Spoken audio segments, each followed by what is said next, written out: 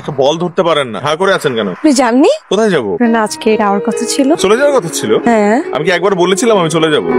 আমি আপনাকে আগেও বলেছি, এখন আবারও বলছি, এই বিয়েটা আমি করব না।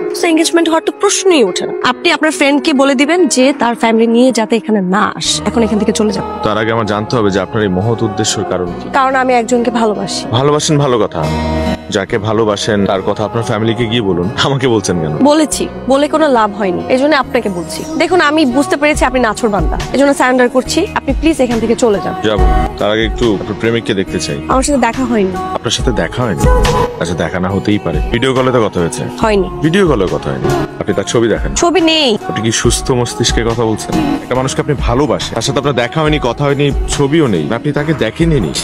আমি তো ভেবেছিলাম আপনার আত্মবিশ্বাস কম, এখন তো দেখছি আপনার আত্মবিশ্বাস খুব বেশি। একটা মানুষের সাথে আপনার কখনো দেখা হয়নি, ছবিতে পর্যন্ত দেখেননি, কিন্তু তার সাথে অনবরত কথা বলে গেছেন দিনের পর দিন, তার প্রেমে পড়ে গেছে। প্রেমে পড়া কি এতই সস্তা? ভালোবাসার জন্য কি চেহারা দেখাটা খুব প্রয়োজন? ভালোবাসার জন্য প্রয়োজন সুন্দর একটা মন। রাফির সাথে আপনার কথা হয় না? হয়। তাহলে ওকে আসতে বলেন। বলেছি তো। আসবে?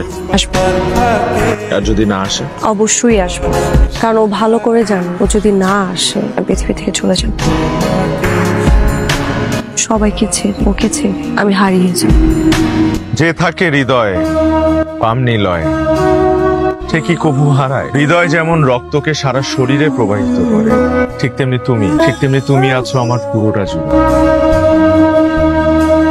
ওরু আর তোমাদের সম্পর্কটা আমি জানি। ওরু এখন আর আমাদের নেই, সে তোমার হয়ে গেছে। আমি এটাও জানি তুমি ওরুকে ভীষণ ভালোবাসো। তোমাদের সম্পর্কটা যদি ওরুর বাবা মেনে নিতে পারতো আমি খুব খুশি হতাম। ওরু আর আরাফের বিয়ের দিন ক্ষণ সবকিছু ঠিক হয়ে আছে। আত্মীয় স্বজন সবাই জানে যে ওরু আর আরাফের বিয়ে।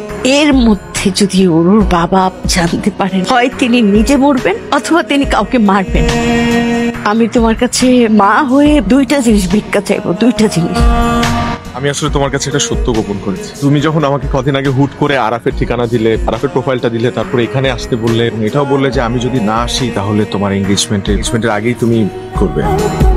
আমি আসলে কিছু চিন্তা করে না এখানে আসছিলাম তোমাকে বোঝাতে। একটু ঠান্ডা মাথায় আমার কথাগুলো শোনো। দেখো, এখানে আসার পর তোমার প্রতি আমার অনুভূতিগুলো চেঞ্জ হয়। তোমাকে দেখার পর আমি তোমার উপর দুর্বল হয়ে পড়ি। পরে গিয়ে বুঝতে পারি যে আসলে এটা আমার করাটা ঠিক হচ্ছে না, মানে এরকম দুর্বল হয়ে যাওয়াটা উচিত না। কারণ আমি তো এখানে আসছিলাম তোমাকে বোঝাতে, এবং আমার তোমার প্রতি যে ফিলিংসটা সেটা আসলে কোনো ভালোবাসা না।